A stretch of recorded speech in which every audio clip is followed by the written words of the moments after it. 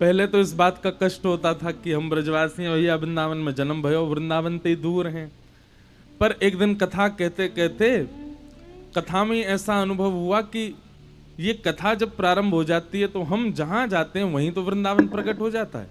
तो फिर इतना शोक क्यों, चित्त में ये पीड़ा क्यों? हमको ठाकुर जी ने सेवा दी है, ये बहुत बड़ी कृपा है कि हमको ठाकुर जी ने ऐसी सेवा प्रदान की है। देखो, दुनिया के लोगों को ठाकुर जी को याद करने के लिए रोज समय निकालना पड़ता है कि हम ठाकुर जी को समय निकाल के याद करेंगे। दुनियादारी से समय निकालना पड़ता है ठाकुर जी के लिए। हमें दुनियादारी के लिए समय निकालना पड़ता है, और कोई काम ही नहीं, पूरे दिन ठाकुर जी को बचते हैं। और कुछ नहीं तो 4 घंटा, 2.5 घंटा, 3 घंटा, जितनी देर कथा होती है हर दिन इतनी देर तो ठाकुर जी को याद करना ही करना है। लेकिन उसके अलावा भी आप अगर हमको देखो, सुबह आप लोग मिलने आते हैं तब सबके आध्यात्मिक प्रश्न होते हैं, तब भी ठाकुर जी का स्मरण, लाल जी की सेवा में भी स्मरण। मतलब पूरे दिन 12 घंटे में लगभग 10 घंटा तो ठाकुर जी में ही व्यतीत होते हैं। और ये भी कैसे, हमें प्रयास नहीं करना पड़ता, ऐसा ठाकुर जी ने जीवन बना दिया है अब कि 10 घंटा उनको याद किए बिना रह ही नहीं सकते। तो ये कृपा है ठाकुर जी की कि उन्होंने अपनी सेवा प्रदान की है। आज कानपुर में ये विश्राम हो रहा है सत्र, और कल से चंडीगढ़ में सत्र प्रारंभ होगा, वृंदावन प्रकट उत्सव, श्रीमद् भागवत कथा। और भागवत में भी वृंदावन महिमामृत ज्यादा होगा, वृंदावन की महिमा पर ज्यादा बोलेंगे। तो ऐसा सत्र कल से चंडीगढ़ में प्रारंभ होगा। फिर 13 तारीख को वो सत्र पूर्ण विश्राम होगा। 14 तारीख से गोवर्धन में गोपी प्रेम की ध्वजा। प्रेम की ध्वजा कौन? गोपी। 4 दिन तक इस विषय पर ही चर्चा होगी श्री गिरिराज जी में। तत्पश्चात फिर 19 अक्टूबर से भोपाल में श्री ठाकुर जी की सेवा करेंगे। ऐसे क्रम लगे रहते हैं, ठाकुर जी की सेवा में व्यस्त रहेंगे। संसार की सेवा में व्यस्त रहा जाता है, ठाकुर जी की सेवा में मस्त रहा जाता है। ठाकुर जी की सेवा में व्यस्त नहीं। हम पाठ करने में व्यस्त हैं, हम अभी सेवा में व्यस्त हैं, हम नाम जप में व्यस्त हैं, ये शब्द नहीं बोलना है। हम नाम जप में मस्त हैं, हम अभी पाठ में मस्त हैं, हम सेवा में मस्त हैं। ऐसे रहो। कानपुर के लोग बड़े अच्छे हैं, और हमारे जितने युवा भाई बहन यहाँ आए सबको हमारा बहुत बहुत स्नेह। ठाकुर जी कृपा करें आप सब लोगों पर कि आप सब युवा भाई बहनों के चित्त में सदा ठाकुर जी का प्रेम बना रहे, वृंदावन के प्रति प्रीति बना रहे। बूढ़े बुजुर्ग कह रहे और हम कहां जाएं? आप लोग तो अपना जीवन पूरा ठाकुर जी को अर्पित कर ही चुके, पर युवाओं को बहुत जरूरत है। हमारे युवा बहुत जल्दी भटक जाते हैं। देखो बंधुओं, एक बात याद रखना, अविश्वास चित्त में मत आने देना। ठाकुर जी के प्रति एक बार भरोसा यदि चित्त में प्रकट हो जाए, हमारे सूरदास जी महाराज कहते हैं, उनके नेत्र नहीं थे, वे सूरदास जी कहते हैं, साधन है और नाही या कली में, इस कलयुग में और कोई साधन नहीं है। किसके अलावा? बोले भरोसे के अलावा। आपको विश्वास करना पड़ेगा ठाकुर जी पे। साधन है और नाही या कली में, जासो होत निवेरो, भरोसो दृढ़ इन चरणन केरो। भरोसा, विश्वास जितना हो सके उसको प्रगाढ़ करो, उसको मजबूत बनाओ। आपका विश्वास यदि अद्भुत है ठाकुर जी के प्रति, तो आपकी भक्ति अपने आप अद्भुत होती चली जाएगी। और याद रखिएगा, जिस दिन आप ठाकुर जी पर विश्वास करने का मन बनाओगे, जिस दिन आप ठाकुर जी पर विश्वास करने के लिए अग्रसित हो जाओगे, उसी दिन से विश्वास तोड़ने की पूरी पूरी जिम्मेवारी ठाकुर जी रखते हैं। ऐसा कुछ ना कुछ करेंगे कि आपका विश्वास टूटे, लेकिन उस विश्वास को टूटने मत दीजिएगा, सदा उसको हृदय में बना करके रखिएगा।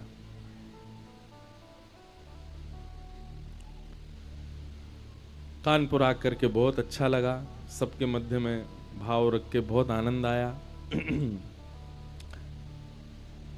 पुनः जल्दी गंगा मैया कृपा करेंगी तो हम आएंगे। हम तो क्या बताएं, इतना एक तो श्रमित इतने हो जाते हैं, कथाओं के बाद एक इतनी कथा रहती है कि आराम ही नहीं मिल पाता। फिर सबसे मिलना जुलना भी रहता है, फिर थोड़ा बहुत अध्ययन भी होता है, और भी कई प्रपंच चल रहे होते हैं। कभी कहीं कुछ बोलना है, कभी कहीं कुछ गाना है, कभी कहीं कुछ करना है, कई बार कथाओं के बीच से कहीं कहीं भाग के जाके कुछ करके आना है। तो बहुत सारी चीजें चलती रहती हैं, इस वजह से हम कहीं आ जा भी नहीं पाते। कल रात को जो कथा के मुख्य यजमान है उनके घर हम गए रात में 11:15 बजे 7 दिन में पहली बार।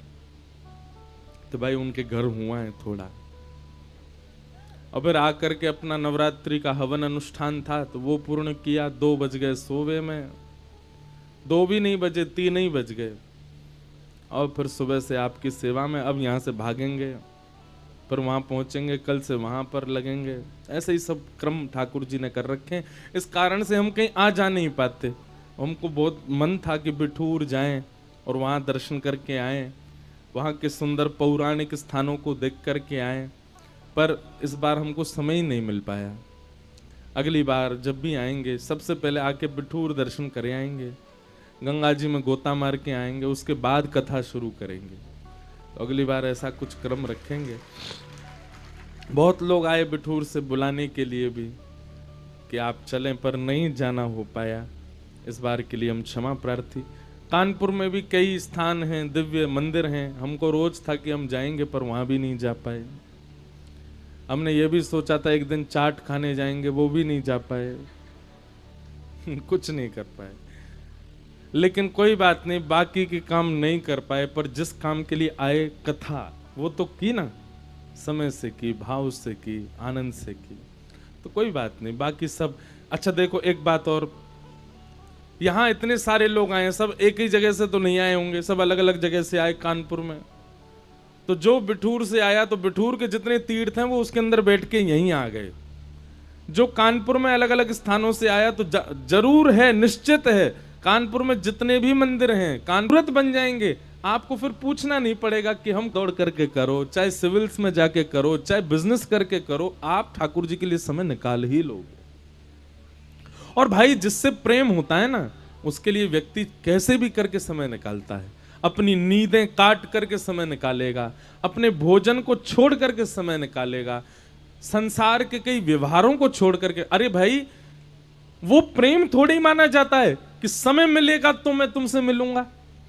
नहीं, प्रेम का स्वरूप तो ये होता है कि भाई बाकी काम बाद में, पहले तुमसे मिलना है, ये प्रेम है। ऐसे ही ठाकुर जी के लिए आप समय निकाल रहे हो तो इसका मतलब आपका प्रेम अभी सूक्ष्म है, पर बाकी काम बाद में, पहले ठाकुर जी हैं। इसका मतलब ये नहीं है कि आप पढ़ाई छोड़ दो। आपने ही तो कहा था महाराज जी, पहले ठाकुर जी। समय अपने आप निकलेगा, जैसे ही ठाकुर जी आपकी जरूरत बन जाएंगे, आपकी नीड्स बन जाएंगे। दूसरी बात, अध्ययन करने वाले बालकों से हमारा निवेदन है, आपका स्वाध्याय, आपका अध्ययन, आपकी पढ़ाई ही आपका भजन है। जिस प्रकार एक साधक 108 माला रोज करता है, 108 होने के बाद ही अन्न ग्रहण करता है, ऐसे पढ़ने लिखने वाले बच्चों को अपना अध्ययन ही माला की तरह करना चाहिए। आज हम इतना रिवीजन करेंगे, इतना पढ़ेंगे, इतने क्वेश्चंस याद करेंगे, इतने विषयों पर चर्चा कर लेंगे, उसके बाद ही हम अन्न खाएंगे, यही हमारी पूजा है, तो आपका स्वाध्याय ही भजन बन जाएगा। श्रीमद् भागवत में स्पष्ट लिखा है 5 प्रकार के यज्ञ हैं, जप यज्ञ, तप यज्ञ, योग यज्ञ, और चौथा यज्ञ बताया कौन सा? बोले स्वाध्याय यज्ञ, और अंतिम यज्ञ बताया ज्ञान यज्ञ। तो स्वाध्याय जो है ये यज्ञ के समान है, ये कोई पूजा से कम नहीं है। इधर देखिए, सावधानी से सुनिए। 108 नाम जप करने वाला, हवन होम करने वाला, यज्ञ अनुष्ठान करने वाले को जो फल मिलेगा उतना ही फल अपने कक्ष में बैठ करके स्वाध्याय करने वाले को मिल जाता है। उतना ही फल, उतना ही बल, उतने ही पुण्य उस बालक को मिलते हैं जो स्वाध्याय करता है, जो अध्ययन करता है, जो पढ़ाई करता है। इसलिए जब तक आप विद्यार्थी हो तब तक आपके लिए प्रायोरिटी आपका अध्ययन है। नाम जप बाद में कर लीजिएगा, पर आप अध्ययन को ही भक्ति मान करके करो। ऐसा विचार कर लो, नाम जप करने से ठाकुर जी प्रसन्न होते हैं, नाम जप करने से श्री जी प्रसन्न होती हैं, भजन करने से ठाकुरानी प्रसन्न होती हैं। ऐसे ही विद्यार्थी जब अध्ययन करता है तो उसके अध्ययन से ठाकुर जी प्रसन्न होते हैं। इसलिए बालकों के लिए, विद्यार्थियों के लिए उनका अध्ययन ही सर्वोपरि है। विद्या धनम सर्वधनम प्रधानम, सबसे विशेष धन यदि कोई है तो वो विद्या है। इसलिए विद्या को बिल्कुल त्याग मत कीजिए, ग्रहण कीजिए। जब तक आप विद्यार्थी हो अच्छे से पढ़ाई करो। फिर किन्हीं का भाव है गुरुदेव,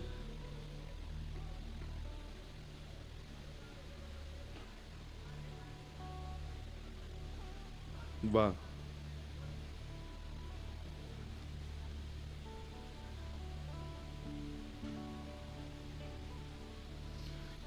एक ये बात आई, कोई व्यक्ति मन से तो ठाकुर जी को बहुत मानता है, पर कभी कभी अपने मित्रों के साथ, समाज के साथ या ऐसे लोगों के साथ बैठ जाता है जो ठाकुर जी की निंदा करते हैं। तो कई बार उस सभा के लिए वो भी ठाकुर जी की निंदा कर देता है। बड़ा विचित्र भाव है भैया। तो क्या ऐसा व्यक्ति अपराधी माना जाएगा? वो भजन तो करता है ठाकुर जी का, पर कई बार संगत ऐसी है कि वो लोग सब ठाकुर जी को नहीं मानते, नहीं भजते, भक्ति के अपमान करते हैं। तो उन सबके बीच में ऐसे ही बोल देता है, मन से नहीं बोलता ठाकुर जी के लिए, ऐसे ही बोल देता है। ऐसे भी क्यों बोलता है? नहीं बोलना चाहिए, ये पाप है। आपके पास दो ही उपाय हैं, या तो ऐसी संगति त्याग दो। ऐसी संगत में बैठना ही क्यों है जो ठाकुर जी का अपमान करते हैं या ठाकुर जी के बारे में गलत बोलते हैं? उसको आप मित्र कैसे बोल सकते हो जो ठाकुर जी के विषय में या धर्म के विषय में विपरीत चलता हो? हमारी बात बहुत ध्यान से सुनिए। मित्र वो नहीं जो आपकी विषम परिस्थिति में आपके काम आए, मित्र वो जो वृंदावन से प्रेम करता हो।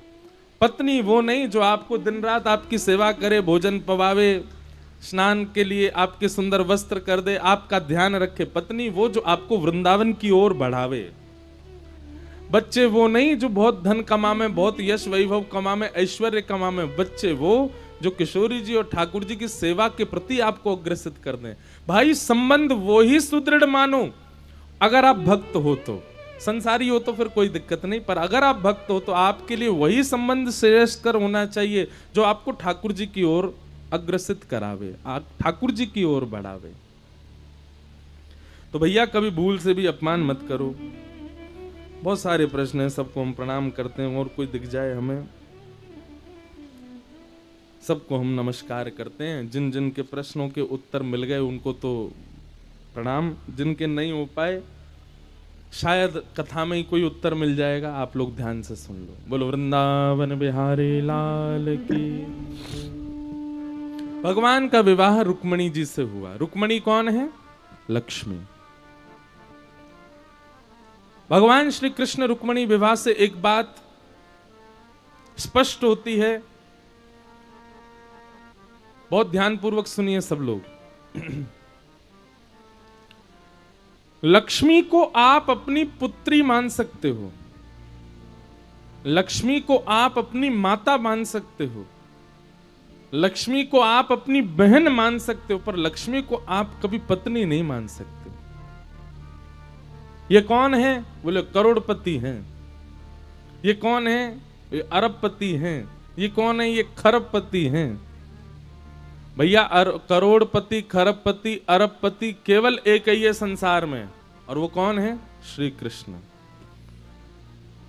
करोड़पति कोई नहीं हो सकता, लक्ष्मीपति कोई नहीं हो सकता, लक्ष्मी पुत्र हो सकता है, लक्ष्मी भाई हो सकता है, लक्ष्मी पिता हो सकता है, पर लक्ष्मीपति तो केवल ठाकुर जी है। बहुत ध्यानपूर्वक सुनिएगा।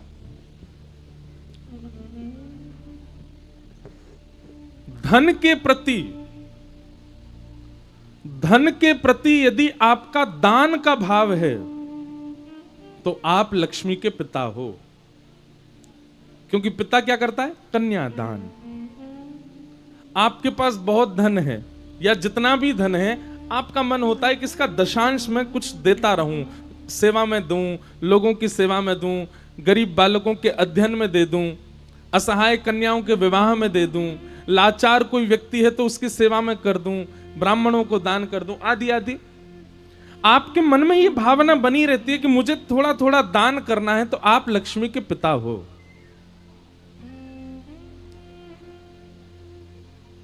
कथा कराना, हम कल रात में भी गए थे घर पर, तो हम सबसे बोल रहे थे कि कथा कराने के लिए बड़े बड़े उद्योगपति भी साल साल भर चिंतन करते हैं, कराएं कि नहीं कराएं, कराएं, अरे बड़े खर्चा होगा, बड़ी व्यवस्था करनी पड़ती है, ये करना पड़ेगा, वो करना पड़ेगा, इतने सारे लोग हमारे सिर पे आके बैठ जाएंगे, सबको व्यवस्थित करना है, ये महाराज जी कथा करवाएंगे, इनके संग इतने लोग आएंगे, इन सबको व्यवस्था करनी पड़ेगी, सबको भोजन करना, सबकी जिम्मेवारी हो जाती है कथा कराने वाले की। किसी को भी दिक्कत हुई तो जिम्मेवारी कथा कराने वाले की है। इतनी चिंता करते हैं लोग। जय हो, ठाकुर जी घूम रहे हैं भोरा बन के कथा में। सब लोग इधर देखो, इतना चिंतन करते हैं लोग, तब कभी जाकर के सबकी सलाह मशवरा से फिर ये होता चलो ठीक है कथा करा लेते हैं। तो हमारे शुक्ला परिवार को आप देखो कैसे सहज हैं, कैसे सरल हैं, कैसे सामान्य हैं। इनके मन में एक ही बार आया कि कथा करानी है। जैसे ही मन में आया, कैसे व्यवस्था होगी, कैसे सब काम बनेंगे, कहां से लक्ष्मी की व्यवस्था होगी, कैसे सब बनेगा, कुछ विचार नहीं किया, बस मन किया कथा करानी है। और इन्होंने तुरंत हमारे यहाँ फोन करके कहा कि महाराज जी की जो डेट मिल जाए आप लिख लो, बाकी सब व्यवस्था बाद में, पहले ये हो जाए कथा इस डेट में होगी। और सब छोड़ दिया ठाकुर जी के ऊपर। आप जानो, ठाकुर जी ने ही यहाँ घूम घूम के पूरी व्यवस्था की कथा की। देखो, चाहते तो इतने धन से एक घर भी बना लें, कुछ खरीद लें, बच्चों के लिए कुछ कर लें, एक गाड़ी ले आवें, सब करते हैं। आदमी पहले अपनी प्रायोरिटी आगे रखता है, बाद में सबको पीछे रखता है। कथा कराने के लिए भी व्यक्ति पहले ये सोचेगा कि पहले मैं अपने लिए तो कर लूं, उसके बाद देखेंगे, बचेगा तो फिर उससे हम कथा करा लेंगे। पर नहीं, इतनी व्यवस्था, इतनी योजना, इतना सब कुछ किया, तो इनके लिए इनका धन क्या हुआ, इनकी लक्ष्मी क्या हुई, इनकी पुत्री। और इन्होंने अपनी लक्ष्मी रूपी पुत्री का नारायण से विवाह कर दिया। इन 7 दिनों में ठाकुर जी से विवाह कर दिया, ठाकुर जी को अर्पित कर दिया। ऐसे कथा कराने वाले जितने भी वैष्णव होते हैं, उन सबकी लक्ष्मी क्या होती है, वो ठाकुर जी से ब्याह कर लेती है। और कथा कराने वाले जो परिवार होते हैं, वैष्णव होते हैं, वो कौन हो जाते हैं, वो लक्ष्मी का ब्याह कर दिया ठाकुर जी से, तो इनके जमाई हो गए। कौन? ठाकुर जी। अब ये लोग वृंदावन जाएं तो राधा रमन जी को इसी रूप में देखें, हमारे जमाई राजा हैं, हमने अपनी लक्ष्मी से इनका ब्याह कराया है, कथा करा करके अपनी लक्ष्मी इनको प्रदान कर दी है। और यही दृष्टि होनी चाहिए। ये अब के जब भी वृंदावन जाएं, बिहारी जी, राधा वल्लभ जी, राधा रमन जी जब जाएं, इसी दृष्टि से देखें, ये हमारे जामाता हैं, हमारे दामाद हैं। क्यों? हमने अपनी लक्ष्मी इनको प्रदान की। तो आपके धन के प्रति यदि आपका दान का भाव है, तो आप लक्ष्मी के पिता हो।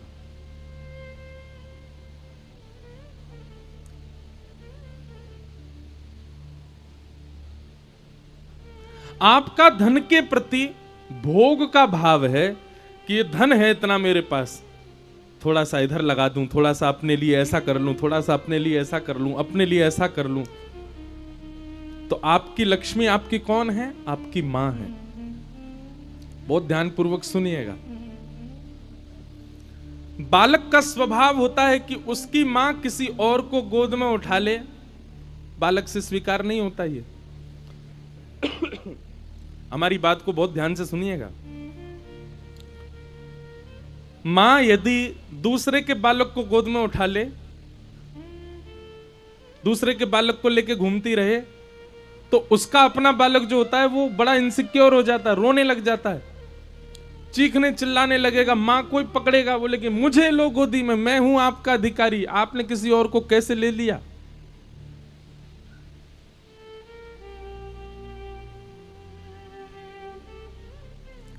ठीक वैसे ही अपने पास आए हुए संचित धन को जब व्यक्ति दूसरे को प्रदान करता है, दान करता है, तो उसको पीड़ा होती है। ये तो मेरा है, मैं इसको क्यों दे रहा हूं? ये तो मेरा है, मैं इसको क्यों बांट रहा हूं?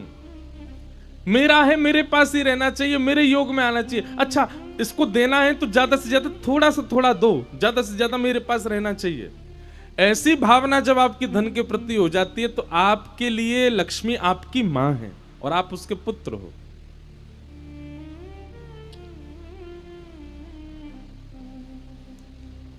और तीसरा संबंध आपका लक्ष्मी के साथ में होता है पति का। आप कभी उसको पति मान लेते हो, पत्नी मान लेते हो, ये मेरा है, इतना भी किसी को नहीं दूंगा, मैंने मेहनत करके कमाया है, मैंने परिश्रम करके इसको अपना बनाया है, ये मेरा है। मैं जानता हूं मैंने किस लेवल से शुरू किया था। भाई सब जीरो से ही शुरू करते हैं। मैंने कहां से प्रारंभ किया, कहां तक लेकर गया, और मैं ऐसे खर्च कर दूं, ऐसे उड़ा दूं, ऐसे किसी को दान कर दूं? नहीं, ये मेरा है, बस मेरे पास रहेगा। और ये भावना करके रत्ती भर भी किसी को न दे करके उसको अपना बंधी बना करके लक्ष्मी को, जो केवल अपने प्रयोग में ही व्यय करता है, किसी को भनक भी नहीं पड़ने देता कि कहां है, कैसा है, ऐसा व्यक्ति लक्ष्मी को अपनी पत्नी मानता है, अपनी दासी मानता है और स्वयं उसका स्वामी बनकर के रहता है।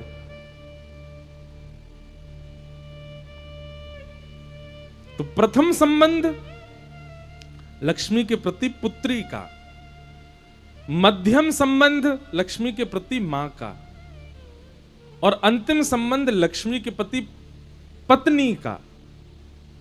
उत्तम व्यक्ति जो होता है उसकी गति होती है दान, मध्यम व्यक्ति की गति होती है भोग, और अधम व्यक्ति, तृतीय व्यक्ति की गति होती है नाश। जिसने भी लक्ष्मी को अपनी दासी माना, ये मेरी है और मैं इसको अपने ऊपर ही खर्च करूंगा, ये मेरी ही रहेगी, लक्ष्मी उसका नाश कर देती है। इसलिए या तो लक्ष्मी के प्रति मातृभाव रखो या लक्ष्मी के प्रति पुत्री भाव रखो, लक्ष्मी के प्रति पत्नी भाव मत रखो। क्योंकि पत्नी बनाने का प्रयास किया था एक ने, किसने? रावण ने। कभी कभी मेरे को ऐसा लगता है कि शायद इतना बड़ा दंड किसी राक्षस को नहीं मिला जितना बड़ा दंड रावण को मिला। आप कहोगे कैसे?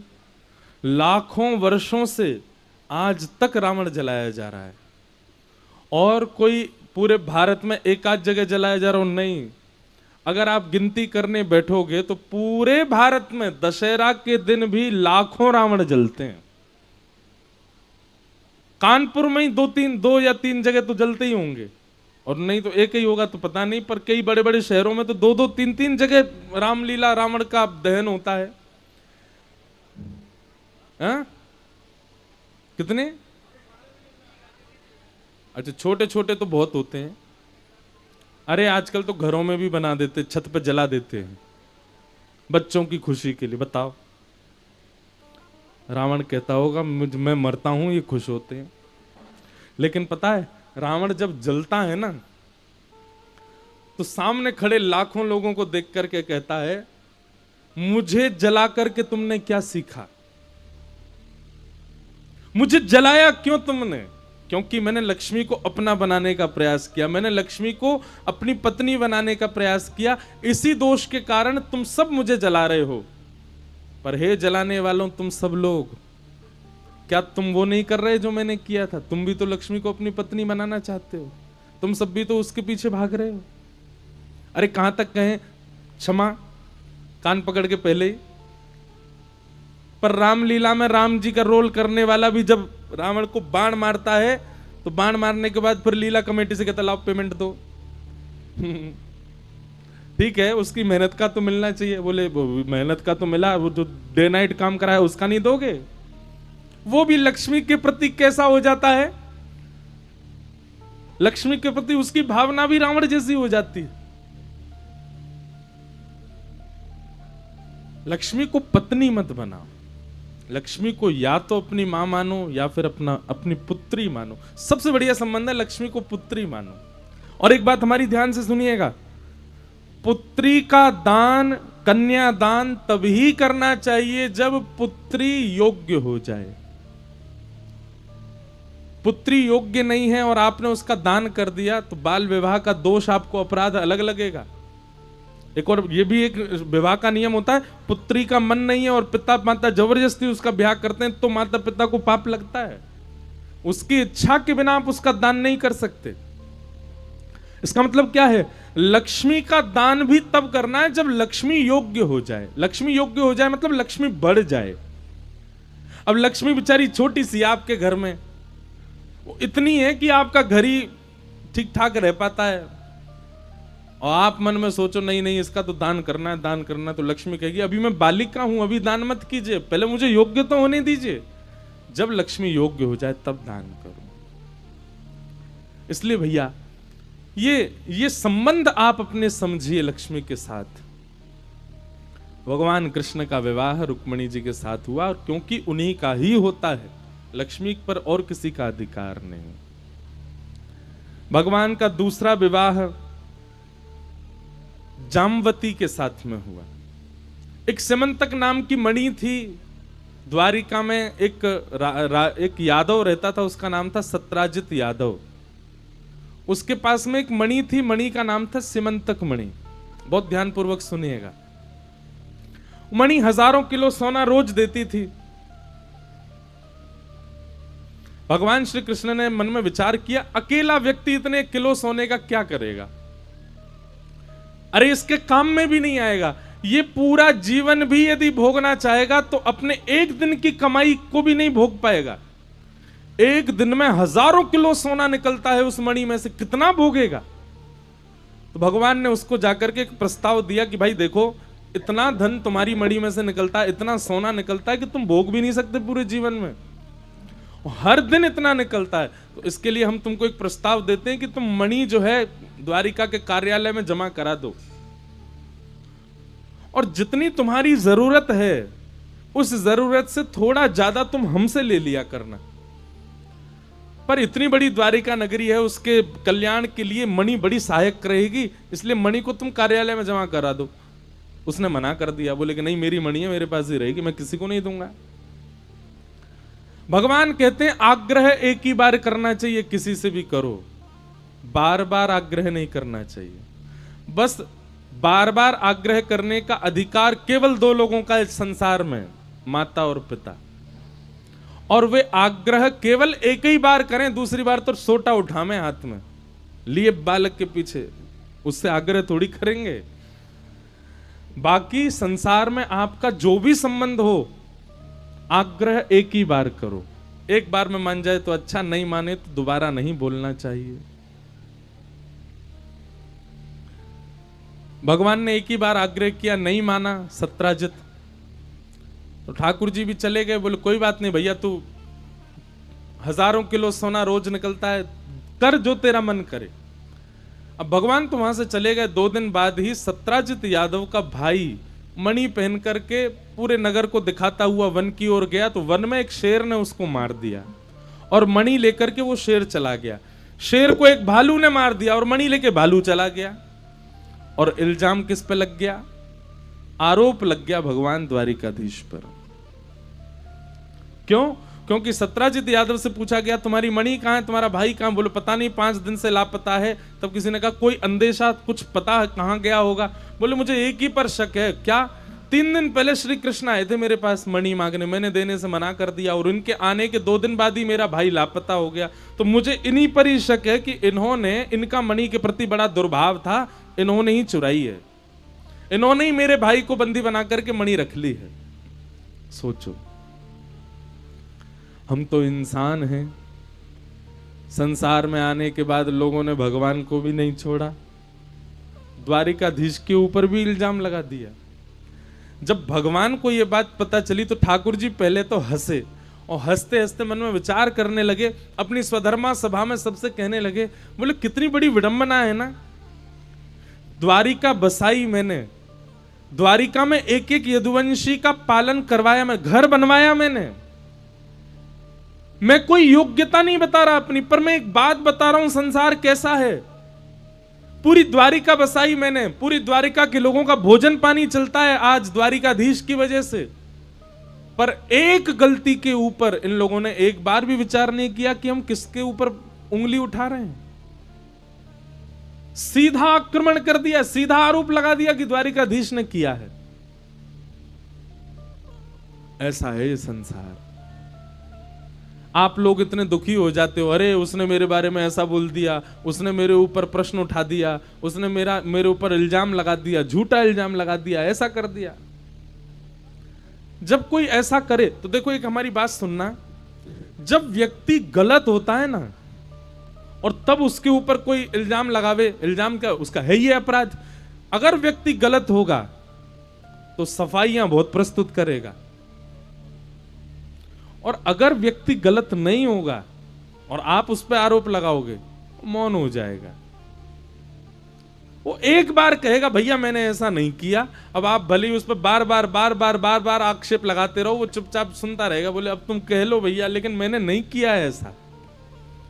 लेकिन जिसका अपराध होता है, जिसकी गलती होती है, वो मचल जाता है, उछलने लगता है, ये लो प्रमाण, ये लो प्रमाण, ये लो उदाहरण, तुम बताओ मैंने किया ऐसा, सबको खींच खींच के लाएगा। अति प्रमाण प्रस्तुत करने वाले व्यक्ति में कहीं ना कहीं दोष होता है। भगवान श्री कृष्ण पर जब आक्षेप लगाया गया, ठाकुर जी मंद मुस्काए, सभा बोलने लगी, द्वारिकाधीश बताइए क्या करना है? भगवान बोले कुछ नहीं कहना, मौन रहना है। जब हमने कुछ गलत किया ही नहीं है तो फिर हमको प्रस्तुतिकरण क्यों करना है, हमको सफाइयां क्यों देनी है? लेकिन सभा में सब बोले भगवान पूरी द्वारिका में चर्चा चल रही है इस बात की। बंधु एक बात याद रखेंगे हमारी, कि जीवन में एक बार तो ऐसा समय आएगा सबके कि जब आप टूट जाओगे, सब विपरीत हो जाएगा आपके, आपकी पत्नी, आपके बच्चे, आपका परिवार, आपके माता पिता, आपके भाई बंधु, आपके सखा, सब आपके विपरीत। ये ऐसा समय सबके जीवन में आएगा, इससे कोई नहीं बच पाएगा।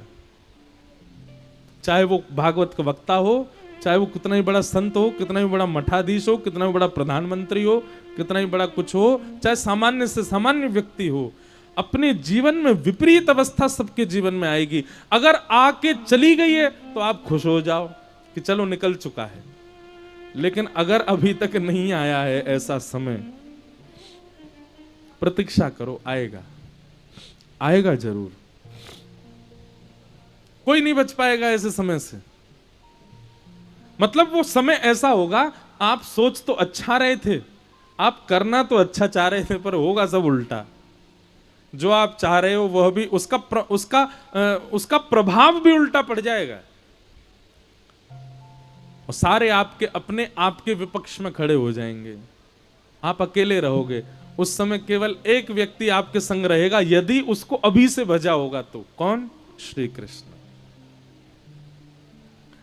आपकी विषम से विषम परिस्थिति में संसार आपका त्याग कर देगा, पर श्री कृष्ण कभी त्याग नहीं करते। आपके पास जब एक समय खाने की रोटी होती थी, दूसरे समय भोजन नहीं होता था, तब भी श्री कृष्ण आपके साथ थे। और आपके पास बहुव्यंजन 56 भोग आ जाएंगे, तब भी श्री कृष्ण आपके पास रहेंगे। वे कभी त्याग नहीं कर सकते। भगवान श्री कृष्ण ने अपनी समस्त सेना लेकर के भगवान ढूंढने निकले, कहाँ है भैया ढूंढो। तभी देखा कि सत्राजित यादव का भाई जंगल में मरा हुआ मिला, उसके पास मणि नहीं थी। थोड़ी दूर जाकर के देखा तो शेर मरा हुआ मिला, उसके पास भी मणि नहीं थी। पंजे के निशान के पीछे पीछे गए तो भगवान एक गुफा में प्रवेश कर गए, वहीं अंदर मणि रखी थी। ठाकुर जी ने मणि को जैसे उठाया, एक भालू ने भगवान के ऊपर आक्रमण किया। 18 दिन तक ठाकुर जी ने उसके साथ युद्ध किया। 18 दिन बाद जब वो भालू पस्त हो गया, चरणों में गिर गया, बोले भगवान मैं सामान्य भालू नहीं हूं, मैं जामवंत हूं। भगवान ने जामवंत को देख के हृदय से लगाया, जामवंत जी को पूरी बात बताई, मणि से हमारे ऊपर बड़े कलंक लग गए द्वारिका में, ये मणि हमको ले जानी है और गवाही के रूप में आप हमारे साथ चलो। जामवंत जी बोले भगवान मैं नहीं जाऊंगा, मैं किसी और को भेजूंगा। बोले किसको? बोले हाथ आगे करो। हाथ आगे किया और जामवंत जी ने अपनी पुत्री जामवती का हाथ भगवान के हाथ में दिया और कहा नाथ मेरी पुत्री अब सदा आपके पास ही रहे, आप इसका पाणी ग्रहण स्वीकार करो। भगवान बोले एक कलंक घटेगा, दूसरा लग जाएगा कि भालू की बेटी से ब्याह किया। जामवंत जी बोले भगवान ये मर्यादा पुरुषोत्तम नहीं हो आप, मर्यादा पुरुषोत्तम आप त्रेता में थे, द्वापर में तो आप लीला पुरुषोत्तम हो, आप लीला प्रधान हो, इसलिए मेरी पुत्री को स्वीकार करो। और भगवान ने दूसरा विवाह जामवती के साथ किया। बोलो जामवती रमण भगवान की जय। तीसरा विवाह भगवान ने आकर के मणि दिखा दी, जामवती ने गवाही दे दी। तो जिसकी वो मणि थी सत्राजित यादव, अब लोग उसको गालियां देने लगे, तेने भगवान के ऊपर कलंक लगाया, तुझे शर्म नहीं आई? उसने कलंक से बचने के लिए विचार किया मैं क्या करूं, तो उसने अपनी पुत्री सत्यभामा का विवाह भगवान से कर दिया। तो तीसरा विवाह भगवान का हुआ सत्यभामा के साथ। बोलो सत्यभामा रमण भगवान की जय। और चौथा विवाह हुआ है हमारी ब्रज की रस रानी श्री यमुना महारानी के साथ। बोलो यमुना रमण भगवान की, कालिंदी रमण भगवान की। इस प्रकार भगवान के 8 मुख्य विवाह हुए। भौमासुर नाम के एक राक्षस था, उसके यहाँ 16,100 राजकुमारियां बंधी थीं। भगवान ने जाकर के उनको मुक्त कराया, उनको आज्ञा की कि आप सब अपने घर जाओ। पर 16,100 राजकुमारियों ने एक साथ भगवान से प्रार्थना की भूयात पतिर्मे मह्यम, आप ही हमारे पति बन जाओ। हमको कोई और स्वीकार करे ना करे, इससे बढ़िया अच्छा है कि आप ही हमें स्वीकार कर लो। भगवान ने 16,100 राजकुमारियों को स्वीकार किया और एक साथ सबसे विवाह किया। 16,108 भगवान के विवाह हुए। पूरी द्वारिका नगरी में आनंद होने लगा। ठाकुर जी कितने कृपालु, कितने दयालु हैं।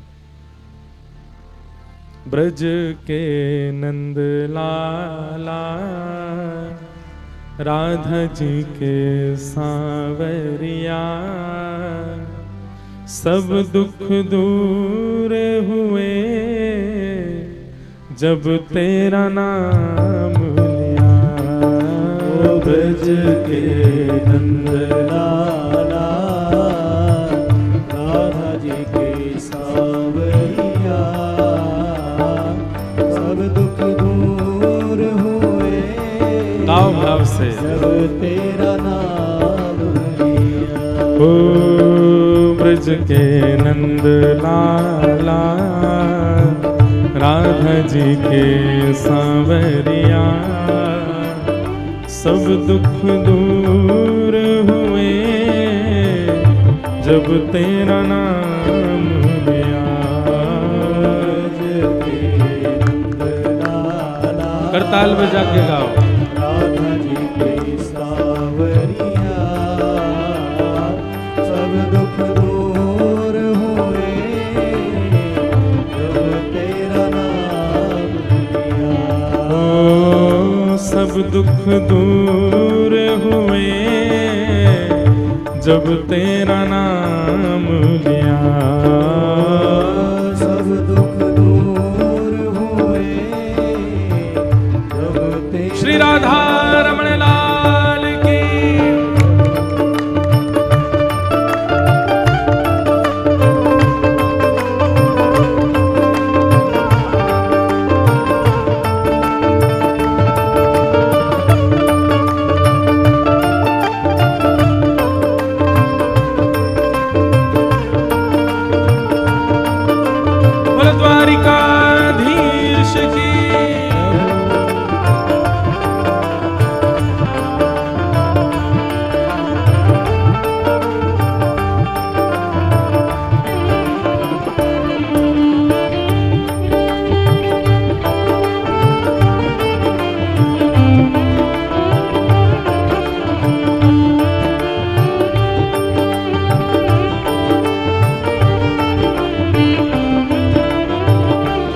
गाओ सब लोग।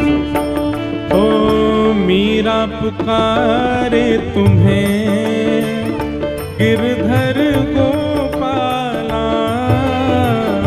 मीरा पुकारे तुम्हें गिरधर गोपाला, मीरा पुकारे तुम्हें गिरधर गोपाला, मीरा पुकारे तुम्हें गिरधर गोपाला, ढल गया अमृत में विष का भरा प्याला, ढल गया अमृत में विष का भरा प्याला, ओ विष का भरा प्याला, कौन मिटाए उसे जिससे तूने राख लिया, सब दुख दूर हुए जब तेरा नाम लिया, सब दुख दूर हुए जब तेरा नाम। हड़ताल बजा के गाओ। ओ ब्रज के नंद लाला, राधा जी के सांवरिया, सब दुख दूर हुए जब तेरा नाम लिया, सब दुख दूर हुए जब तेरा नाम लिया, ओ सब दुख दूर हुए जब तेरा नाम लिया, सब दुख दूर हुए जब तेरा नाम लिया, जब तेरे गोकुल में आई विपदा भारी, जब तेरे गोकुल में आई विपदा भारी, ओ जब तेरे गोकुल में आई विपदा भारी, जब तेरे गोकुल में आई विपदा तो भारी, ओ एक इशारे में टाली विपदा सारी,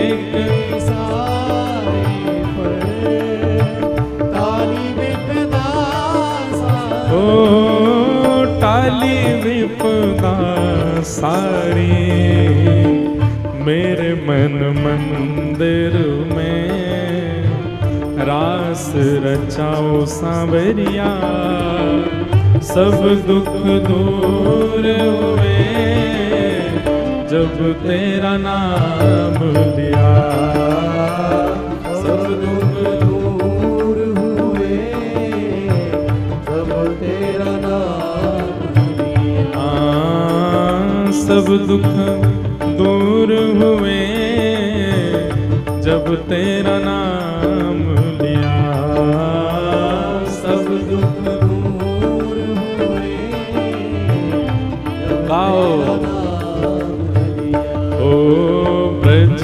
के नंद लाला, राधा जी के सांवरिया, सब दुख दूर हुए जब तेरा नाम लिया, सब दुख दूर हुए जब गिरधर गोपाल की।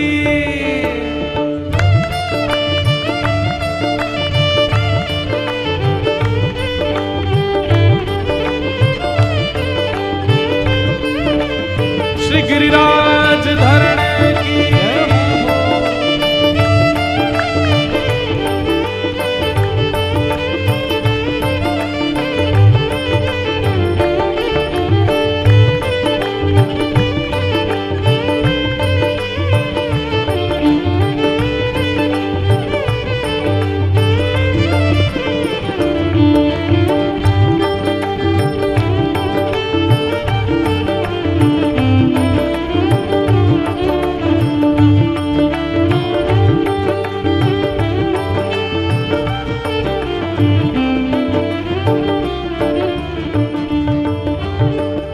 देख रहे हो तुम मेरे दुखड़े सारे, देख रहे हो मेरे दुखड़े सारे, देख रहे हो तुम मेरे दुखड़े सारे।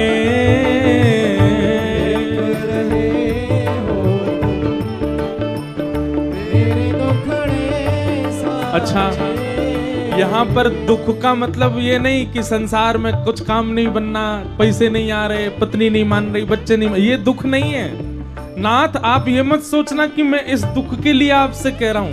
मेरा एक ही कष्ट है, क्या हर दिन मेरा जीवन बढ़ता जा रहा है, जीवन निकलता जा रहा है हाथ से और आप मुझे मिल नहीं रहे हो, यही मेरा दुख है।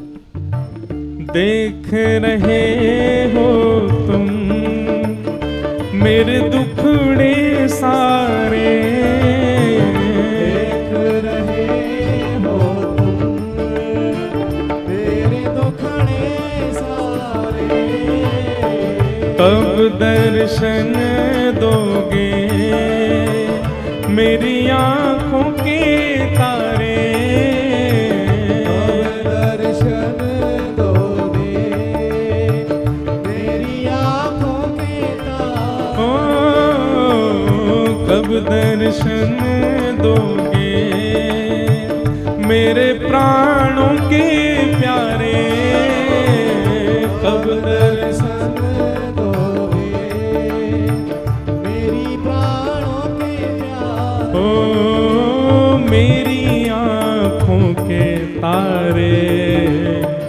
कैसा दर्शन करना है? तो अधर पे मुरली है, कांधे पे कामरिया, सब दुख दूर हुए जब तेरा नाम लिया, सब दुख दूर हुए जब तेरा नाम हाँ, सब दुख दूर हुए जब तेरा नाम लिया, सब दुख दूर हुए। भाव में भर करके सब लोग गाओ। ओ ब्रज के नंद लाला, राधा जी के सांवरिया, सब दुख दूर हुए जब तेरा नाम लिया, सब दुख दूर हुए जब तेरा नाम लिया, ओ सब दुख दूर हुए जब तेरा नाम लिया, सब दुख दूर हुए जब तेरा गाओ करताल बजा के। ओ गोविंद मेरो है, गोपाल मेरो है, गोविंद मेरो है, गोपाल मेरो है, हे गोविंद मेरो है, गोपाल मेरो है, गोपाल मेरो है, ओ प्यारो गिरवर धारी, गोपाल मेरो है, प्यारो गिरिवरधारी गोपाल मेरो है, ओ प्यारो नटवर धारी, गोपाल मेरो है, प्यारो नटवरधारी गोपाल मेरो है, हे गोविंद मेरो है, गोपाल मेरो है, गोपाल मेरो है, हाँ गोविंद मेरो है, गोपाल मेरो है, गोपाल मेरो है, ओ राधा रमण बिहारी नंदलाल मेरो है, रमण बिहारी नंदलाल मेरो है, ओ राधा वल्लभ बिहारी गोपाल मेरो है, वल्लभ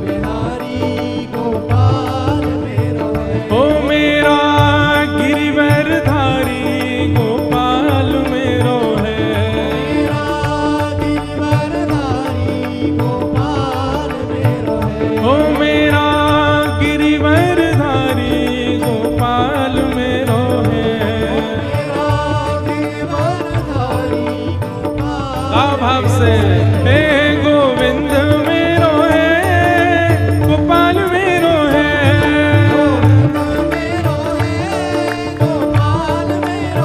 हाँ गोविंद मेरो है, गोपाल मेरो है।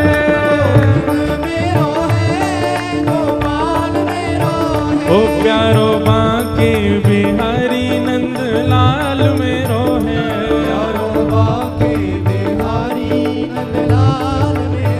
ओ सेवा कुंज बिहारी गोपाल मेरो है। सेवा ओ मदन मोहन बिहारी नंद लाल मेरो है। हे गोपीनाथ बिहारी नंद लाल मेरो है।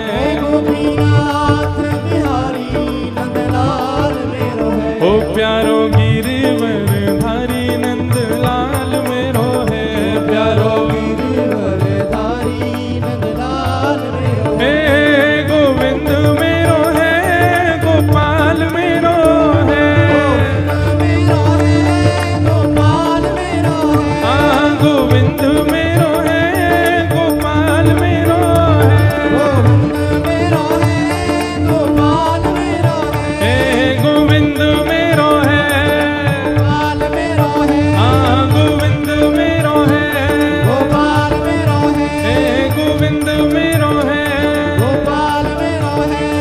गोविंद मेरो है। गोविंद मेरो है।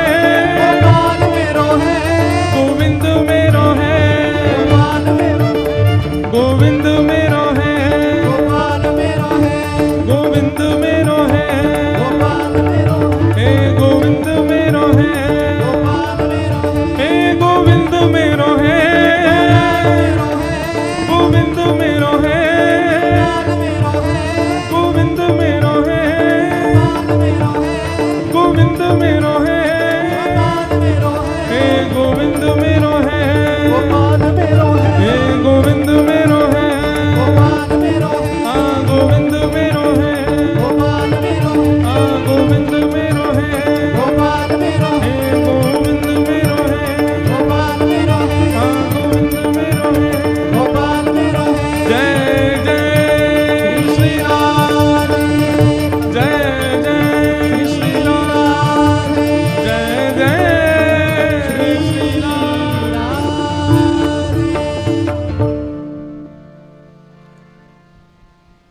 देख रहे हो तुम मेरे दुखड़े सारे। देख रहे हो तुम गाओ सब लोग। मेरे दुखड़े सारे। कब दर्शन दोगे मेरी आंखों के तारे। कब दर्शन दोगे मेरी आँखों के तारे। ओ मेरे आंखों के तारे। अधर पे मुरली है, कांधे पे कामरिया। सब दुख दूर हुए जब तेरा नाम लिया। सब दुख दूर हुए जब तेरा नाम लिया। हो ब्रज के नंद लाला, राधा जी के सांवरिया। सब दुख दूर हुए जब तेरा नाम लिया। सब दुख दूर हुए जब तेरा नाम लिया। ठाकुर जी कितना ध्यान रखते हैं सबका। बंधुओं, हमारे जीवन में कोई आपत्ति, विपत्ति, संकट, पीड़ा, रोग कुछ भी आ जाए, सबकी एक ही औषधि है, क्या? हरि नाम। ठाकुर जी का नाम पुकारना प्रारंभ कर दें, ठाकुर जी अपने आप उसको सुमंगल कर देते। इस प्रकार भगवान के 16,108 विवाह हुए। तत्पश्चात द्वारिका लीला का विस्तार बताया गया। भगवान राजसूय यज्ञ में पांडवों के यहां पर पहुंचे, वहां पर शिशुपाल का वध हुआ। आगे कुरुक्षेत्र में ब्रजवासियों से ठाकुर जी का मिलन हुआ, ब्रज द्वारिका मिलन का सत्र सुनाया गया। तत्पश्चात भगवान के परम मित्र श्री सुदामा जी की कथा सुनाई गई। सुदामा जी ठाकुर जी के मित्र नहीं है, सखा हैं। क्या हैं? सखा। मित्र और सखा में अंतर होता है। जो कभी कभी मिले, काम पड़ने पर मिले, उसको मित्र कहते हैं, पर जो संग खाए, संग रहे, संग ही सब क्रिया करे, उसको सखा कहते हैं। ठाकुर जी को मित्र मत बनाओ, ठाकुर जी को सखा बनाओ। सदा ठाकुर जी संग रहें, ऐसी भावना चित्त में बने। सुदामा जी भगवान के सखा हैं, लेकिन कभी अपनी पत्नी, बच्चे, परिवार से कभी ये बात खुल करके नहीं कहते कि श्री कृष्ण मेरे सखा हैं। क्यों? कहीं कोई ठाकुर जी के ऊपर प्रश्न ना उठा ले, कैसे सखा हैं भगवान तुम्हारे? सखा होने के बाद भी तुमको ऐसे छोड़ दिया, तुम्हारे ऊपर कृपा नहीं की, अनुग्रह नहीं किया। इस भय से सुदामा जी किसी को नहीं बताते थे कि श्री कृष्ण मेरे सखा हैं, कि कहीं कोई उन पर प्रश्न ना उठा ले। यही तो उनका सखत्व इतना अद्भुत है। या हम लोगों का तो नेक फोटो खिंच जाए विधायक के संग तो उसको इतना बड़ा करवा के लगवा लेते हैं घरों में।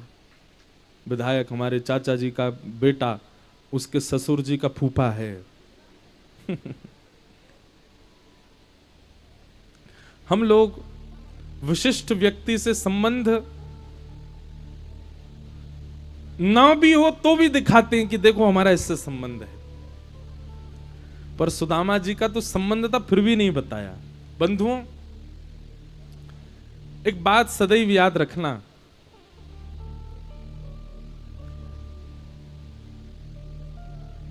धन और विद्या जितनी बांटोगे उतनी बढ़ेगी।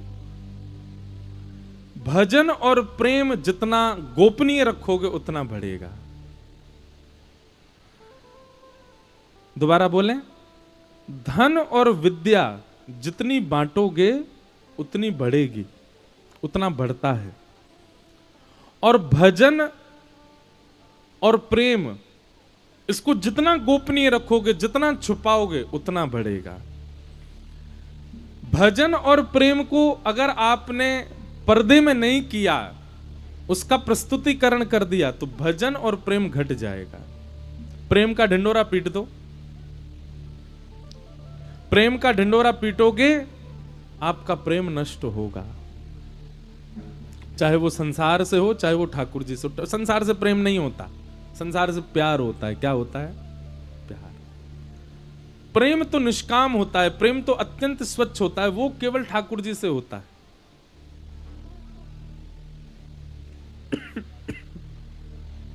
इसलिए प्रेम को गोपनीय रखो, उसका ज्यादा प्रचार मत करो। सुदामा जी महाराज कभी भी ये नहीं कहते थे कि कृष्ण मेरे मित्र हैं, सखा हैं।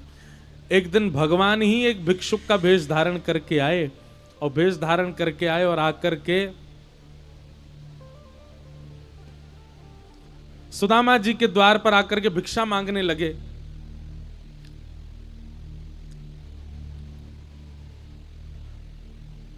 सुदामा जी की पत्नी सुशीला जैसे ही बाहर आई, आकर के कहा कि भगवान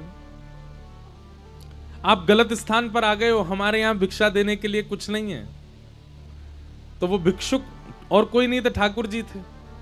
जोर से हंसने लगे, बोले कैसी बात कर रही हो माता जी, द्वारिकाधीश के सखा हैं आपके पतिदेव। सोने की नगरी में रहने वाले द्वारिकाधीश के सखा के पास इतनी भिक्षा नहीं कि एक भिक्षुक को दे दे।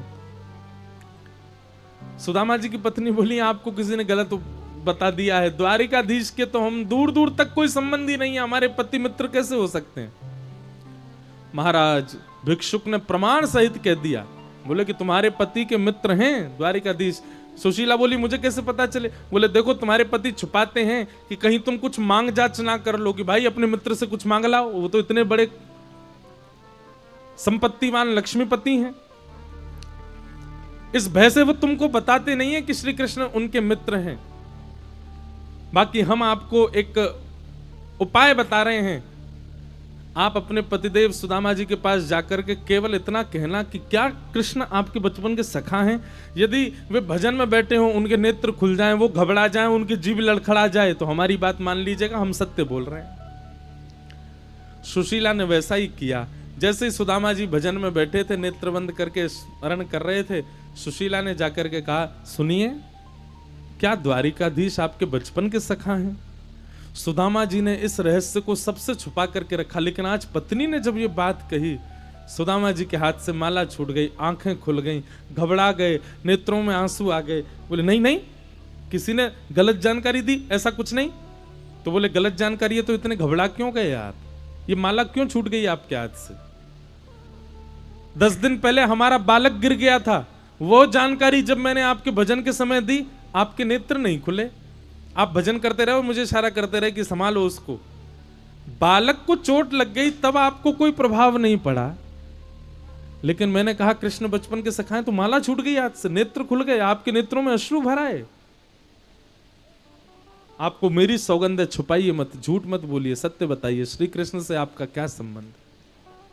सुदामा जी के नेत्रों से अश्रु गिरने लगे। देवी, कहीं कोई मेरे मित्र पर प्रश्न ना उठा ले कि उसका मित्र में सुदामा इतना दीन, श्री कृष्ण का मित्र होने के बाद भी इतना दीन, इतना दैन्य, इतना निर्धन, कहीं कोई मेरे कृष्ण मित्र पर प्रश्न ना उठाए। इसलिए मैं इसको गोपनीय रखता हूं बात को, मेरे लाला पे कोई प्रश्न नहीं उठावे।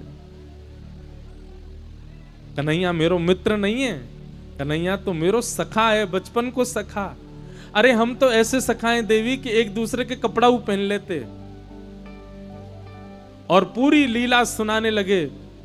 गुरुदेव गृह कार्य देते थे करने के लिए, कन्हैया को रोज को नियम मोकू ले जातो और मोकू प्रलोभन देतो। बोले हे सुदामा, मैं तुमको बेर खिलाऊंगा, मैं तुमको बढ़िया बढ़िया फल ला के दूंगा, तू मेरो काम कर दे, तू मेरो गृह कार्य कर दे। पहले देवी अपनो गृह कार्य बाद में कर तो, पहले कन्हैया को गृह कार्य कर तो। जब भी कोई गुरुजी प्रश्न पूछते, कन्हैया को उत्तर नहीं पता होता तो इशारों करके बतातो,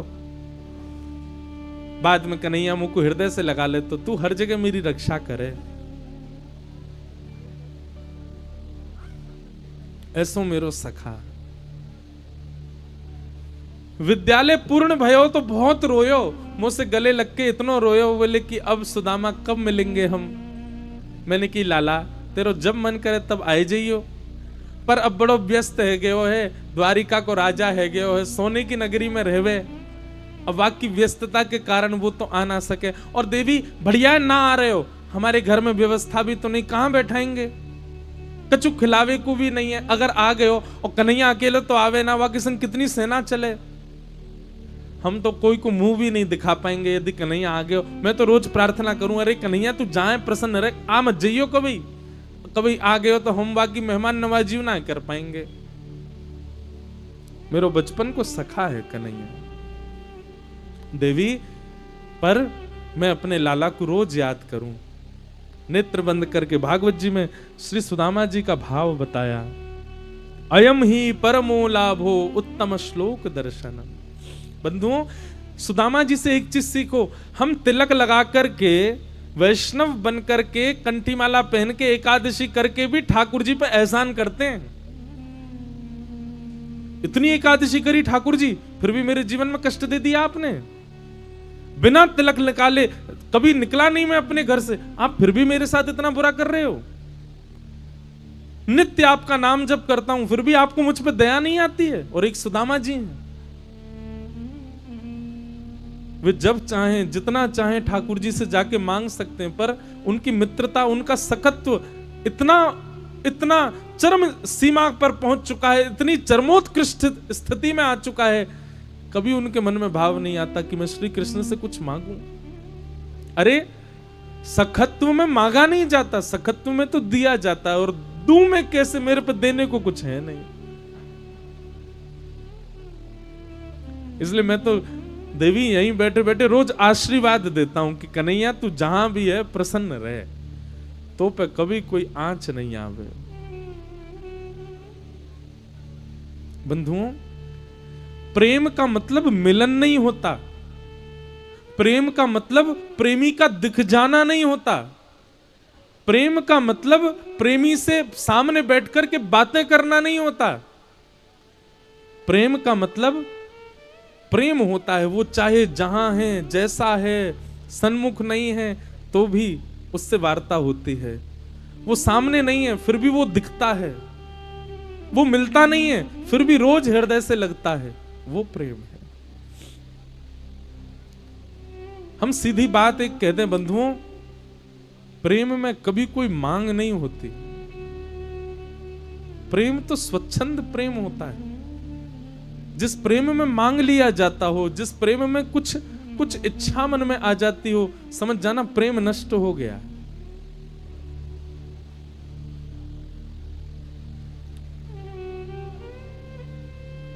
सुशीला सामने बैठकर के रुदन कर रही है, बोले कि नाथ आपने इतना बड़ा रहस्य छुपाया। अरे आप यदि श्री कृष्ण से कुछ मांग भी लेंगे तो आपके बच्चे भूखे तो नहीं सोएंगे, आपकी पत्नी एक ही साड़ी 5-5 दिन तक तो नहीं पहनेगी, फटे हुए वस्त्रों में आप तो नहीं रहोगे, कम से कम इतना ही मिल जाए कि हम लोग 2 समय चैन से भोजन कर सकें।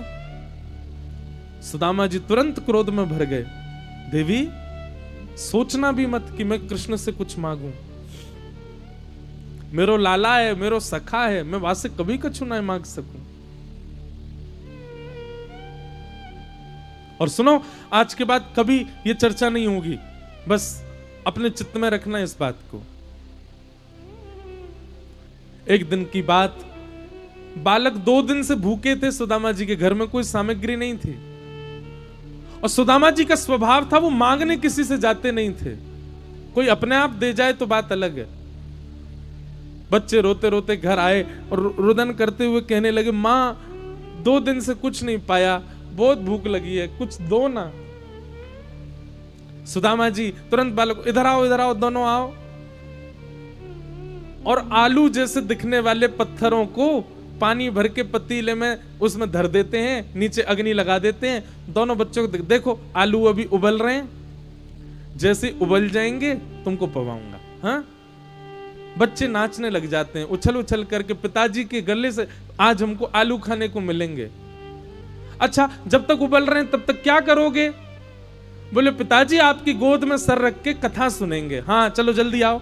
दोनों बालकों को अपनी गोद में सुला लेते और कथा सुनाते सुनाते सुनाते फिर से बालकों को भूखा ही सुला देते।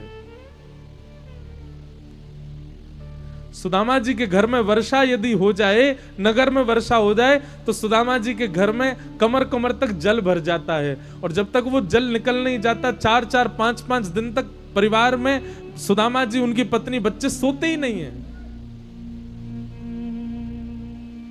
ऐसी स्थिति सुदामा जी की, और ये वो हैं जो भगवान के अति प्रिय सखा हैं। भगवान के बंधुओं, पूरी कृष्ण लीला में केवल 3 सखा रहे हैं, लिख लीजिएगा। पहले उद्धव, दूसरे अर्जुन और तीसरे सुदामा। ब्रजवासियों को आप अलग रखिएगा, वो सखा नहीं है, वो प्रेमी है, आत्मा है भगवान की। लेकिन सखा यदि आप देखेंगे तो भगवान केवल 3 सखा हैं पूरी कृष्ण लीला में, अर्जुन, उद्धव और सुदामा। अर्जुन भी अपनी विपत्तियों का सामना करके राजा बने हैं, उद्धव तो यदुवंशियों के मंत्री हैं, और सुदामा जी की स्थिति आप सुन ही रहे हो। ये 3 सखा। पत्नी ने जैसे ही देखा कि बच्चे आज भी भूखे सो गए, रोक नहीं पाई स्वयं को और सौगंध दे दी, सुदामा जी आपको मेरी और बच्चों की कसम है, आपको सौगंध है, आप अभी द्वारिका जाओ, और मैं नहीं कहती कि आप कुछ मांगने जाओ, आप केवल उनसे मिलने चले जाओ। सुदामा जी नेत्र बंद कर लिए और बोले, देवी मैं सब समझ रहा हूं, तुम मिलने के लिए नहीं भेजना चाह रही हो, तुम इसलिए चाह रही हो मैं जाऊं तो मुझे कृष्ण देख ले और मेरी स्थिति देख करके उसको पता चल जाए कि मेरी हालत क्या है, तुम यही चाहती हो। सुदामा जी की पत्नी बोली, हाँ मैं यही चाहती हूं। आपको परवाह नहीं है, पर मुझे चिंता है अपने बच्चों की। आप मत देखने जाइए, खुद को दिखा करके आ जाइए एक बार। मैंने सुना है उनकी दृष्टि जिस पर पड़ जाती है वो संपन्न हो जाता है। सुदामा जी बोले, शायद मैं लौट करके कभी नहीं आऊंगा देवी, क्योंकि मुझे संपन्न होने के लिए नहीं जाना कृष्ण के पास, मेरी कामना नहीं है। पर तुमने सौगंध दी है तो मैं जा रहा हूं, लौट के आऊंगा, इसकी उम्मीद मत रखना।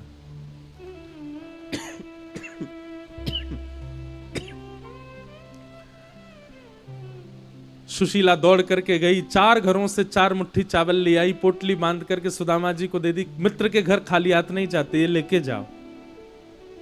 फटी हुई सी पोटली, उसमें 4 घर के चावल, 4, ये चतुराई है सुदामा जी की पत्नी की। एक घर से चावल नहीं लाई है, क्यों? एक घर से एक जैसे चावल होंगे, 4 घर के अलग अलग होंगे तो ठाकुर जी देखते ही समझ जाएंगे। सुदामा जी गए। बंधुओं, हम संपूर्ण विस्तार तो नहीं करेंगे, पर एक कथा सुना करके सुदामा चरित्र को पूर्ण करेंगे। आज द्वारिकाधीश यदि सोने की नगरी के राजा हैं, श्री द्वारिकाधीश को आज तक भी 56 भोग लगता है, तो ये सुदामा जी का आशीर्वाद है ठाकुर जी को। ये सुदामा जी की भेंट है ठाकुर जी को। भृगु ऋषि आए थे, जब दोनों सांदीपनी गुरुकुल में पढ़ते थे कृष्ण सुदामा। एक दिन भृगु ऋषि आए और आकर के भिक्षा मांगने लगे, माते भिक्षाम देही। तभी सांदीपनी उपाध्याय गुरुदेव की पत्नी, उन्होंने मन में विचार किया, अभी विद्यालय में इतनी सामग्री तो नहीं कि मैं इनको दान करूं। कृष्ण और सुदामा दोनों वन में जाने वाले हैं लकड़ी लेने के लिए, पत्र पुष्प लेने के लिए। उन दोनों बालकों के लिए मैंने चने की पोटली बना करके रखी हैं। अब वो भी मैं इनको दे दूंगी तो बालक क्या खाएंगे? ये तो महात्मा है, कहीं और से इनको मिल जाएगा। बालकों के लिए जो सामग्री है वो तो बालकों की रहनी चाहिए। तो गुरु माने भृगु ऋषि से कहा, क्षमा करें भगवान, आज अभी विद्यालय में ज्यादा सामग्री नहीं है, आप फिर कभी आ जाइएगा। भृगु ऋषि ने नेत्र बंद करके देखा कि इतना बड़ा विद्यालय, दिव्य दृष्टि से देखा, कुछ नहीं है देने को। अरे साक्षात भृगु तुम्हारे द्वार पर खड़ा, कुछ देने को नहीं है। तभी दिव्य दृष्टि से उनको वो चने दिखाई दिए। भृगु ऋषि बोले, अच्छा बताता हूं। थोड़ी दूर गए और वहां कमंडल में से जल हाथ में लिया और श्राप दे दिया। गुरु मां गुरुदेव का बड़ा लोभ है बच्चों के प्रति, बड़ा मोह है बच्चों के प्रति, उनके लिए सामग्री बचा करके रखी, भृगु ऋषि को खाली हाथ भेज दिया। श्राप देता हूं, जो भी उन चनों को खाएगा वो लक्ष्मीहीन हो जाएगा, उसके घर से सदा सर्वदा के लिए लक्ष्मी चली जाएगी। भृगु ऋषि ने जिस समय ये श्राप दिया, जिस वृक्ष के नीचे भृगु ऋषि खड़े थे, उसी वृक्ष के पीछे एक झाड़ी में तुलसी जी तोड़ रहे थे सुदामा जी। और तब सुदामा जी प्रणाम करने के लिए बाहर निकल ही रहे थे कि तभी उन्होंने जल लेकर के श्राप दिया। सुदामा जी रुक गए और सुनने लगे ये क्या कर रहे हैं। तभी उन्होंने श्राप दिया, जो भी इन पोटली के चनों को खाएगा वो लक्ष्मीहीन हो जाएगा। सुदामा जी दौड़ करके गए कि मैं जाऊं देखूं कौन खा रहा उन पोटलियों को। तभी क्या देखते हैं, गुरुकुल से गुरु मां ही श्री कृष्ण को दोनों पोटलियां दे रही है। एक तेरी है लाला और एक सुदामा की है, दोनों पालियों वन में जाकर के। सुदामा जी दौड़ करके गए और जाकर के कहा, गुरु मां इसको मत दीजिए, मुझे दीजिए, जे बड़ो भोलो है, कहीं फेंक देगो, गेड़ देगो, मोए दे दो, मैं रख लूंगा, मैं खवाई दूंगा याकू। और सुदामा जी ने दोनों पोटली अपने पास रख ली। जैसे ही कृष्ण और सुदामा वन में गए, सुदामा जी अवसर ढूंढ रहे हैं और तभी एक अवसर मिला। एक लंबा पेड़, ठाकुर जी पेड़ पे चढ़ने में थोड़े कमजोर हैं। सुदामा जी दौड़ करके उसके ऊपर चढ़ गए और पोटलियां निकाल करके सारे चने खाने लगे। ठाकुर जी बार बार कह रहे हैं, अरे सुदामा जा, मैं मेरे हिस्सा क्यों चना है, अकेलो मत खाए जाइयो, मुंह को ऊपर आंदा है, मैं खाऊंगा। लेकिन सुदामा जी नहीं माने, सारे चने खा गए, मुख में भर लिए सारे। किसी ने कहा फेंक दिए होते, अरे फेंक देते, कहीं अंकुरित होकर के यदि कोई और चने हो जाते, कितने लोग उसको पा लेते, कितने लोगों लक्ष्मीहीन हो जाते, इसलिए फेंके नहीं। सुदामा जी ने संपूर्ण चने पा लिए। ठाकुर जी ऊपर आए, आकर के कहने लगे, सुदामा तू तो बड़ो बड़ो नीतलो है, तुम मेरे हिस्सा क्यों चना खागो? अरे इतनी भूख लग रही, मुझे कह देता हूं, कम से कम ये तो नहीं करना चाहिए, दूसरे के अधिकार की वस्तु नहीं पानी चाहिए। सुदामा जी ने ठाकुर जी को हृदय से लगायो और बस एक ही बात बोले रोते हुए, बोले लाला तू सदा प्रसन्न रही हो, तू सदा खुश रही हो, तेरे हिस्सा के जितने कष्ट हैं वो सब भी मेरे जीवन में आ जाएं, पर तू सदा राज करियो, 56 भोग पइयो, सोने की नगरी में वास करियो, खूब सारे तेरे ब्याह है जाएं, खूब सारे तेरे बाल बच्चे है जाएं। लाला जीवन में जितना सुख मानव के होना चाहिए वो सबरे सुख तेरे जीवन में आ जाएं, ऐसा मेरा आशीर्वाद है लाला। बंधुओं, हमारे ब्रज के रसिक संत कहते हैं, द्वारिका नगरी इतनी विशाल है, इतनी अद्भुत है, उसमें सोना मढ़वाने की क्या जरूरत थी? बोले भैया ये अतीत का जो धन द्वारिका में है ना, ये सुदामा जी ने भेंट किया है ठाकुर जी को। ये सुदामा जी के हिस्से में आने वाला था, ये सुदामा जी के जीवन में आने वाला था, पर उन चनों को सुदामा जी ने पाक करके अपने हिस्से का धन भी ठाकुर जी को दे दिया। लाला तू सदा प्रसन्न रहे। ऐसे श्री सुदामा जी, पर ठाकुर जी क्या जानते नहीं है? सब जानते हैं। एक समय ठाकुर जी के पास सुदामा जी पहुंचे, भगवान ने जाकर के उनका खूब स्वागत किया, आसन पर विराजमान करके अपने नेत्रों के जल से उनके पैर को धोया, आदि आदि कथा सब आप लोगों ने श्रवण की है। सुदामा जी ने कुछ नहीं मांगा और भगवान ने सब कुछ दे दिया। तुच्छ, कुछ और सब कुछ, तीन बात हमेशा याद रखना। किसी से कुछ मांगोगे तो तुच्छ मिलेगा, किसी की कुछ सेवा करोगे तो कुछ मिलेगा। और किसी के लिए नहीं, हम ठाकुर जी से कह रहे हैं, ठाकुर जी से कुछ मांगोगे तो तुच्छ देंगे, सेवा करोगे तो कुछ देंगे। लेकिन भुजा उठा के ठाकुर जी से कहोगे नाथ मैं आपका हूं, तो ठाकुर जी सब कुछ दे देंगे। और ठाकुर जी के पास सब कुछ देने को केवल एक ही है। ठाकुर जी के सब कछु कहा दूं, मैं खुद को ही दे दूंगा। ठाकुर जी खुद को दे देते हैं। ऐसे सुदामा जी को हम बारंबार प्रणाम करते हैं। बोल सुदामा जी महाराज की। आगे भागवत में यदुवंशियों को श्राप लगा, भगवान के समझाने पर भी यदुवंशी नहीं माने, संतों का अपमान कर दिया, संतों ने श्राप दे दिया, जिसके कारण समस्त यदुवंशियों में युद्ध छिड़ गया और देखते ही देखते समस्त यदुवंश का नाश हो गया। बलराम जी क्षीर सागर में प्रवेश करके अपनी लीला पूरी करके चले गए। बोलो बलराम जी महाराज की। भगवान वन में बैठे थे, वृक्ष के नीचे बैठ करके अपनी संपूर्ण लीला का चिंतन कर रहे थे, तभी एक भेलिया ने भगवान के पैर पर बाण मार दिया। ठाकुर जी ने उस भेलिया को वैकुंठ से आए हुए विमान में बैठा करके वैकुंठ भेज दिया। बोले सब मेरी इच्छा से हो रहा है। बंधुओं, ठाकुर जी को कभी भी आप हमारी आपकी तरह प्रस्थान करने वाला मत समझिएगा। कई लोग बोलते पाए गए, चिता बनाई, उस पर भगवान धर दिए, राम राम राम राम, कितनी गलत बात। ऐसा कभी नहीं बोलना चाहिए। भगवान ने उद्धव को ज्ञान उपदेश किया और कहा उद्धव अब मैं अपनी लीला पूरी कर रहा हूं। उद्धव ने कहा नाथ अब हम सबको जब आपकी याद आएगी तो हम कैसे जिएंगे? ठाकुर जी ने कहा उद्धव मेरी ओर देखो ध्यान पूर्वक। उद्धव ने भगवान की ओर देखा और ठाकुर जी तुरंत खड़े हुए और एक दिव्य ज्योति में परिणत हो गए।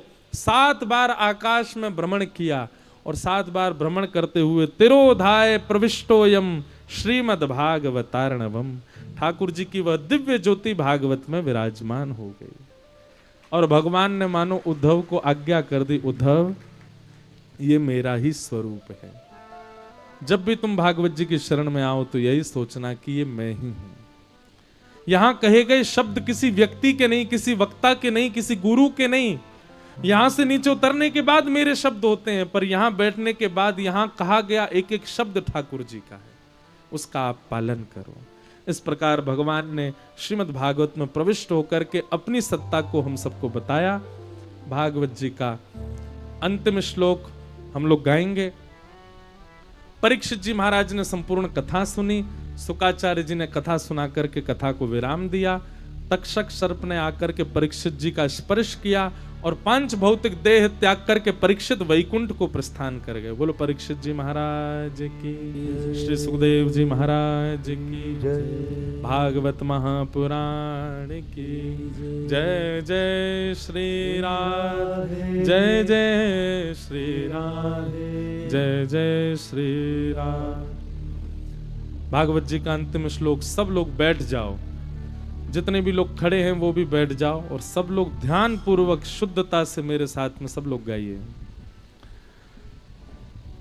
नाम संकीर्तनम यस्य, नाम संकीर्तनम यस्य, सर्व पाप प्रणाशनो, सर्व पाप प्रणाशनो, प्रणामो दुख समनः, प्रणामो दुख समनः, तम नमामि हरिं परम। तम नमामि हरिं परम। 2 बार और बोलेंगे। बहुत ध्यान पूर्वक शांति से एक एक शब्द सुनकर के शुद्ध उच्चारण कीजिए। हाथ जोड़ लीजिए, नेत्र बंद करके शंख चक्र गदा पद्मधारी श्रीमन नारायण का स्मरण कीजिए। सब लोग बोलो। नाम संकीर्तनम यस्य, नाम संकीर्तनम यस्य, सर्व पाप प्रणाशनो, सर्व पाप प्रणाशनो, प्रणामो दुख समनः, प्रणामो दुख समनः, तम नमामि हरिं परम। तम नमामि हरिं परम। नाम संकीर्तनम यस्य, नाम संकीर्तनम यस्य, सर्व पाप प्रणाशनो, सर्व पाप प्रणाशनो, प्रणामो दुख समनः, प्रणामो दुख समनः, तम नमामि हरिं परम। तम नमामि हरिं परम। नाम संकीर्तनम यस्य, नाम संकीर्तनम यस्य, सर्व पाप प्रणाशनो, सर्व पाप प्रणाशनो, प्रणामो दुख समनः, प्रणामो दुख समनः, तम नमामि हरिं परम। तम नमामि हरिं। जय जय श्री राधे, श्री वृंदावन बिहारी लाल की जय, श्री राधा रमण लाल की, श्री राधा वल्लभ लाल की, भागवत महापुराण की, श्री सुखदेव जी महाराज की, श्री परीक्षित जी महाराज की, जगत जननी श्री गंगा मैया की जय। जय श्री राधे। नमः पार्वती पतये, हर हर महादेव। जिन भगवान के नाम संकीर्तन गाने से संसार के सारे पाप निवृत्त होते हैं, ऐसे प्रभु के बारंबार नाम को हम प्रणाम करते हैं। कथा का विश्राम है, हमको विलंब भी हो रहा है।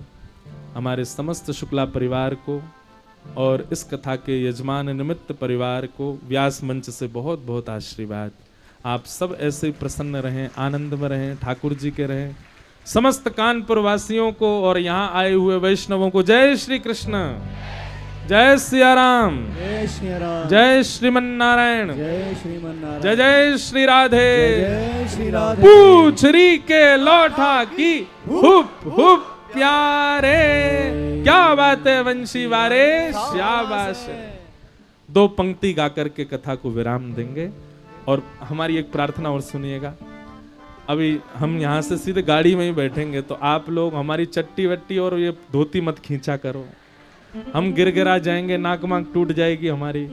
हम दूर से ही हाथ जोड़ लेंगे और बहुत जल्दी कानपुर हम फिर से आएंगे आप सब लोगों के बीच। आप सबको बहुत बहुत जय श्री कृष्ण।